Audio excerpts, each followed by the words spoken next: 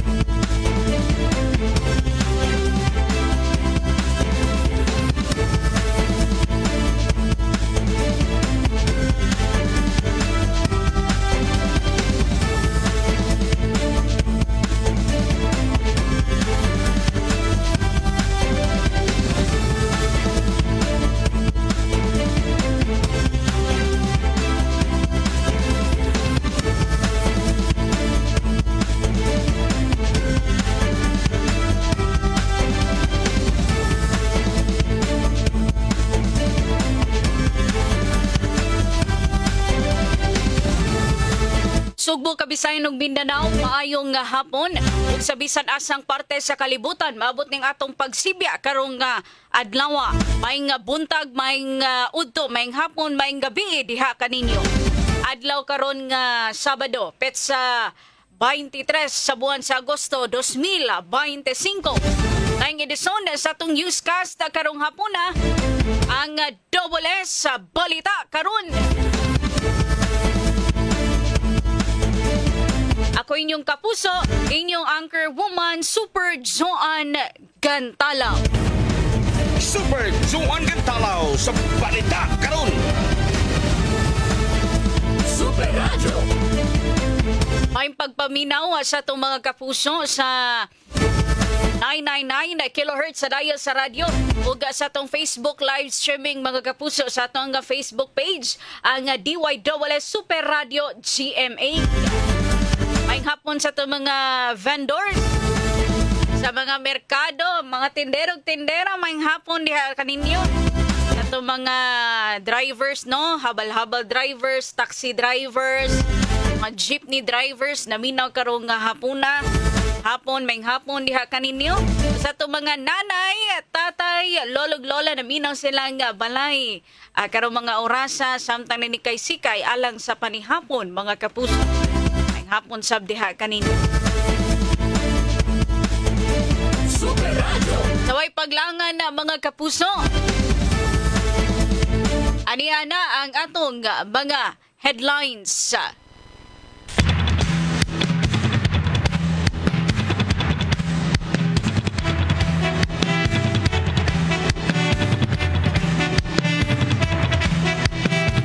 Sa balita sa lokal, Manog Mayor Gungun gikahugot ang pakigbatok sa mga individual nga malambigit sa pagpanghilabot o paghimog mga malaway nga mga butang sa mga bata. Super Radio. Samtang day 56 anyos nga driver sa motorsiklo patay sa netabong disgrasya dito sa Barangay Busay, Cebu City. Super Radio. Balita sa kauluhan mga kapusong House Infrastructure Committee, investigaran ang mga kontraktor nga nakakuha og flood control project bisan pa man nga adunay gamay nga kapital. Balita sa gawas sa nasod mga kapuso, Department of Foreign Affairs gikumpirmar nga pipila ka mga Pinoy ang lakip sa mga namatay sa tour bus crash dito sa New York mga kapuso. Super Radio. Super Radio. Super Radio. O kato mga headlines sa Double S sa Balita Karon at ang isa tong pagbalik ang kompletong detalye. Super Radio Local News.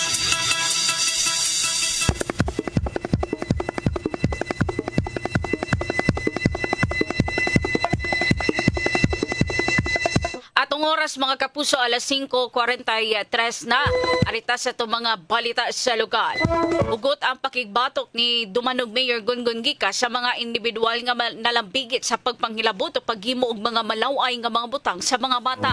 Kini ang gipadayag ni Mayor Gika nga nagkanayon nga tabangan gyud niya nga mahatagan og gustisa ang mga mabiktima. Naman duha ka magtiayon ang niduol kaniya human sa amahan sa lalaki iyang paryente aron magpatabang matud pa sa iyaha sa paggalimpyo sa ilang nga pangalan. Sa post sa social media ni Mayor Gika, paniadtong Lunes pa gibadagop ang duha sa mga pulis tungod sa sumbong nga nadawat sa Municipal Social Welfare and Development Office o kun MSWDO sa usa ka 11 anyos nga sukad pa 10 anyos gikatahong gigamit kini sa magtiayon sa paghimo og malaway nga butang.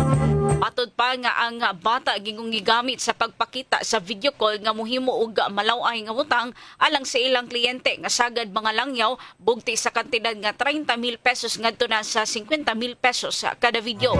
Yang kon matod pa sa babae nga dugay na sa nga nagbuhat niini og naapilang ang bata tungod ang ilang kliyente bangita gyud og bata. Umanadak pa na ang duha og napriso ni bisita nitong Martes ang staff sa MSWDO sa Mayor og nisumbong nga matud pa sa biktima na apay laing mga biktima nga 9 anyos ug ang ilang kaugalingon nga anak nga sukad pa nagedad og usa ka tuig hangtod nga nag 3 anyos sa kagahapon. Gipasabot sa Mayor nga ang mga bata gipakita silang mga langyong kliyente pinaagi sa video call o sa katin-aw nga porma sa cyber pornography ug child exploitation. Subaya niini gipadayag sa Mayor sa mga taga-Dumanhog nga di sa mahadlok sa pagpapreso sa mga manghilabot o mga bata bisan pa og wa pa mapasaka ang kaso. Dugang niini nga kaila siya tanan sa mga nalambigit sa kasong rape, child cyber pornography, child trafficking, violence against women and children o convowsi o guban pang klase sa pagpanghimulos sa mga bata o mga kababayenan.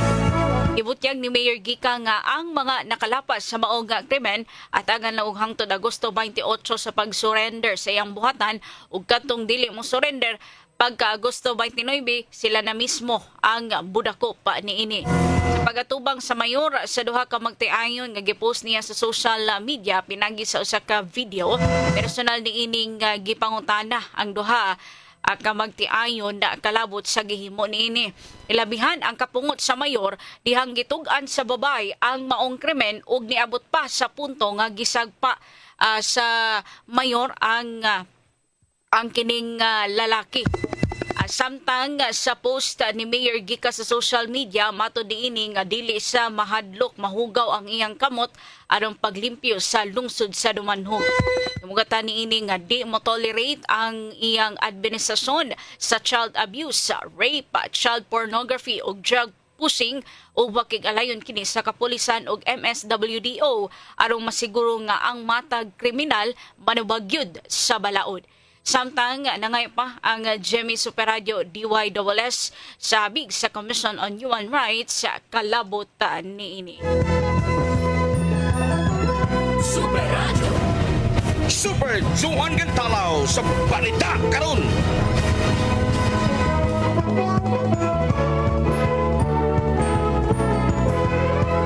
Oras alas 5:47 mga kapuso sa pikas sa bahin.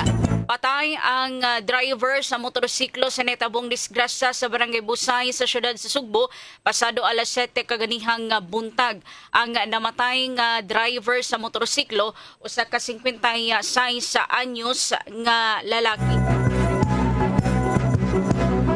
Sa report sa Traffic Enforcement Unit o kung TEU sa Cebu City Police Office mga kapuso, base sa ilang investigasyon, base sa kuha sa CCTV video footages, nakita nga ang driver sa motorsiklo nagbiyahe sa Trans-Central Highway paingon sa Busay. Samtang ang sakyanan gimaniho sa usa ka 40 anyos nga lalaki nga nagbiyahe sa pikas direksyon paingon sa Cebu City. Patod pa nga sa pag-abot sa kurbanang bahin sa kasada, gingong na overshoot ang motorsiklo ug nabangga sa walang bahin sa maong sakyanan. Tungod sa impact, nalabay ang motor niini sa gibanabanang 5 ka metros gikan sa pagamangga samtang ang driver natagak siyang motorsiklo nitugpa sa kalsada ug nakaangkon og angol sa iyang kalawasan. Nalinggidala ang driver sa motor sa tambalanan apan gideklarar kini nga dead on arrival. Sa investigasyon sa TEU sa Cebu City Police Office, nasuta nga kusog ang padagan sa driver sa motorsiklo ug nalapas kini sa Picas Lane dungdan sa maong panagbangga. Padayon sab ang investigasyon sa kapulisan kabahit sa maong insidente. Super Juan Gantalaw sa balita karon. Super Radio. Mga kapuso, mudawat og report sa atong mga kaubanan. Arita sa Dakbayan sa Mandaue, Congressman Lollipop Puano Dizon ang inaon sa contractor sa flood control project nga mapadali ang pagtrabaho sa Cambugaong Bridge aron dili maperwiso ang traffic sa maong lugar. Ang Super Radio Super Balita atong kaninyo sa Centrum Silver Advance. May nutrients adjusted for age 50 plus. Tulong para malakas ang resistensya. May healthy heart at sharp memory. The #1 multivitamins for age 50 plus. Norman Mendoza sa Super Radio. Mga kapuso, ato daw ato report, Super Norman Mendoza. Super Norman, pasok. Awhagon ni Congresswoman Emery Lollipop Puano Dizon ang kontraktor diha sa Butuanon River nga mihimo sa flood control project human sa pataas sa Cambugaong Bridge nga mas mapadali pa sa giingon niining 3 ka buwan. Matubang niya nga mas maayong himuong 24 oras ang pagtrabaho sa maong taytayan aron di na moabot ngadto sa 3 ka buwan o sa dili pa moabot ang Kapaskuhan sa Disyembre o dili mapiktuhan ang trapiko sa syudad sa Mandaue. Matubang niya nga iyang siguroon nga mapadali ang pagbuhat sa maong taytayan aron nga di isa mapurisyo o ingon anak kadugay ang traffic o ang mga motorista nga moagi sa maong lugar. Kini Super Norman Mendoza sa GMA dapat totoo. Ang Super Radio Super Balita atong kaninyo sa Centrum Silver Advance. May nutrients adjusted for age 50 plus. Tulong para malakas ang resistensya. May healthy heart at sharp memory. The #1 multivitamins for age 50 plus. Super Radio. Daghang salamat sa imong report, Super Norman Mendoza. Super Radio.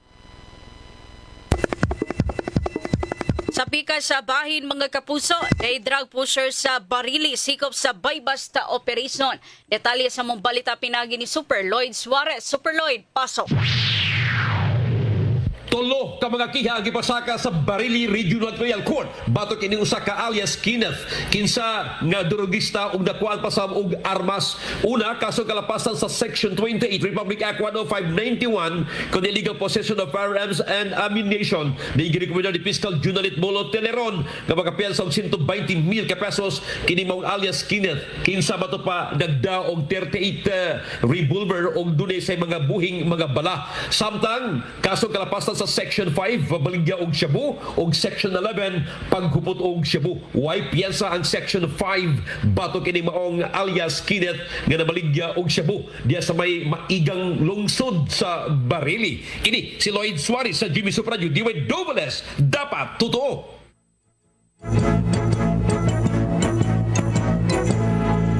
Daghang salamat sa imong report, Super Lloyd Suarez.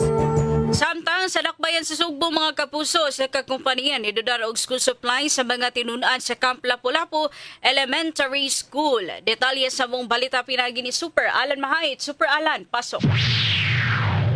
Ayayalan daag ni donar og baga school bag sa school supplies nga mismo sa mga dainday dili matinunan sa may Camp Lapu-Lapu Elementary School dinhi mismo sa Dakbayan sa Sugbo.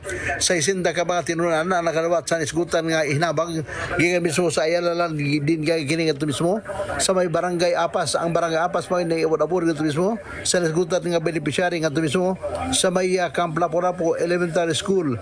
Gipili ang isgutan ng mga bata pinasigan usab sa direktiba o guidelines gipatuman sa Ayala Land ingon man nakita usab sa data nga nisgutan ng mga bata anakin na nimutang sa indigent threshold hinungdan nga sila mo gihatagan o gihimong beneficiary sa nisgutan nga proyekto. Ako sa alam mga sa Jimmy Super Radio DYWS dapat to.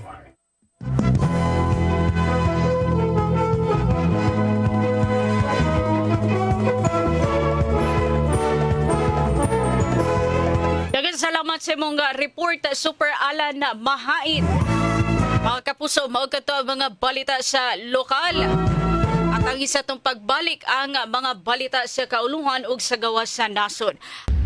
Detalyado, komprehensibo sa balita karon. Super Radio National News.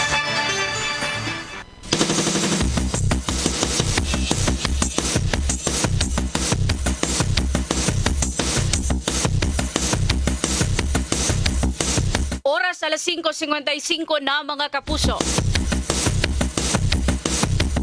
Sa balita sa kauluhan, gipasalig sa House Infrastructure Committee nga ilang investigaran ang gingong anomalya sa flood control project sa nasod. Nakip sa ilang tan-awon mao ang mga kontraktor nga nakakuha og flood control project bisan pa man og gamay ra ang kapital. Sa usa ka pamayag moto ni House Committee on Public Accounts Chairperson Terry Ridon na matikdan nga dunay pipila ka mga kontraktor nga dunay kapital nga mas ubos sa 1 billion pesos. Apan nakakuha og mga kontrata nga nagkantidad og kapin sa 10 billion pesos. Butyag niining nga susama kini sa formally nga sa kapital nga 650,000 pesos lang kay nakakuha og kontrata nga nagkantidad og 8 hangtod sa 10 billion pesos ni adtong pandemya. Ang investigasyon base usab sa mga pasidaan pahimangno ni Presidente Ferdinand Bongbong Marcos Jr. kalabot sa mga nalambigit sa mga anomalosong proyekto, partikular na sa flood control projects. Super Radio. Super Radio International News.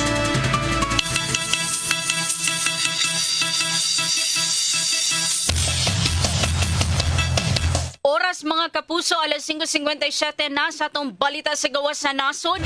Gikumpirmar sa Department of Foreign Affairs o kung DFA nga pipila ka mga Pilipino ang lakip sa namatay manibangga og nalimbuwad ang usa ka tour bus sa New York dito sa Estados Unidos nga gikamatay sa 5 ka tawo, lakip ang usa ka bata og nakaangol usab sa pipila ka mga individual.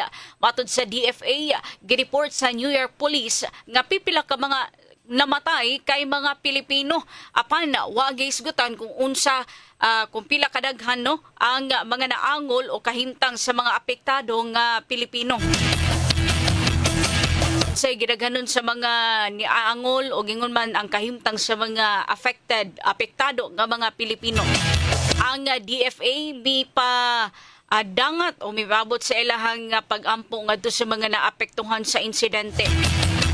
Sa pagkakaroon na wa pa ng paggawa sa mga otoridad og dugang impormasyon og nagkanayon nga ilang direktang ipahibaw ngadto sa pamilya sa mga biktima ang insidente.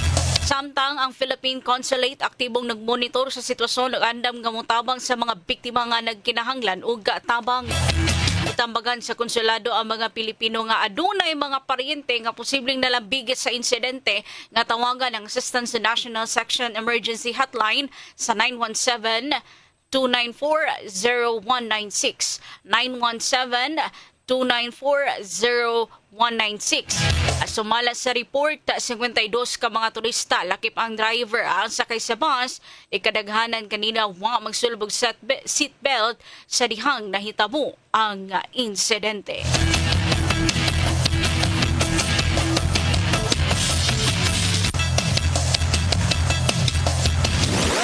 Super Radio Weather News.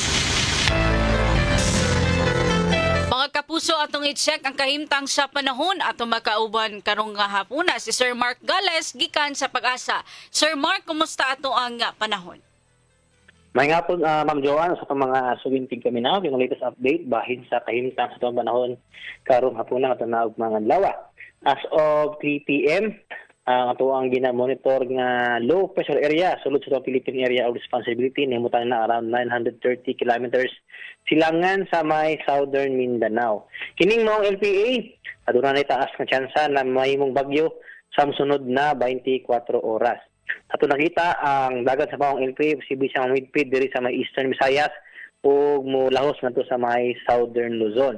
Sa karon ang iyahang trap or kiniyang extension nag-apekto na o nagpauwan na sa tubilang lugar diha sa may Eastern Visayas.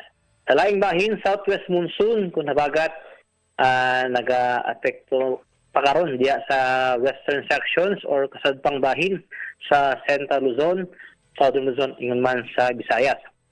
Ayan sa ito nakita, ug mga adlaw ang Central Visayas makasinati pa ta og arang-arang nga panahon. But ini kalunes kato na sa Martes ekspekta sa madag-umon na kalangitan nga naay mga katag ng mga pag-uwan pagpurundog kilat gumikan aning LPA. Para sa kaimtang sa hangin o sa kadagatan diri sa Kabisayaan, doon na tayo masinati nga hinay nga na sa kasarangan na buhuros sa hangin nga gikan sa habagatan kasadpan na sa amin ang kasadpan di na to ang kadagatan doon na pahinay nga na sa kasarangan ng mga pagbalod. Diri sa Cebu atong kadagatan adunay hunas karong ganina bago lang alas 6 untok sa gabi and mutaob unyang alas 12:13 sa tunga sa gabi. Temperatura karong gabi una katulog mga adlaw magasukod gikan 25 to na sa 32 degrees sentigado. Tuwa kaning adlaw ning salop uy ng alas 5:58 sa hapon o silang ugmang alas 5:05 sa buntag. Philippine Standard Time, alas 6:01 na sa kagabion ug mao na to ang latest weather update gikan diri sa buhatan sa DOST Pagasamactan. Di si Mark Gales maayong gabi ug daghang salamat. Daghang salamat Sir Mark Gales sa imong paghatag og update sa lakat sa panahon. Mga kapuso, ang update sa lakat sa panahon mayon nagpupo sa atong newscast karong hapuna. Apan sa di patahingpit nga manamilit ato sang balikan ang atong mga headlines.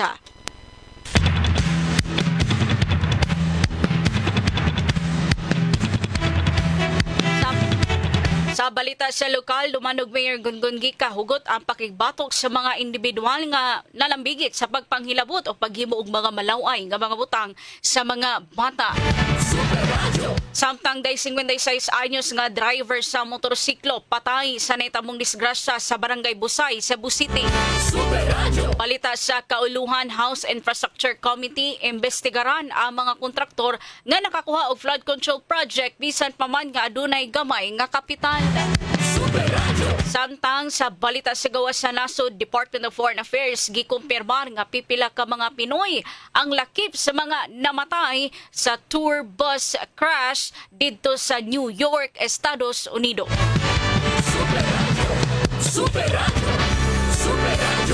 O kana ang naglangkob sa ato ang newscast sa karong hapuna ang WS sa balita karon adlaw nga Sabado, petsa 23, buwan sa Agosto 2025. Musunod sa di madugay ang 24 oras sa replay. Daghang salamat sa mga naminaw sa radyo 999 kHz sa daya sa radyo ug sa atong Facebook live streaming ang DYWS Super Radio GMA Facebook page nato mga kapuso.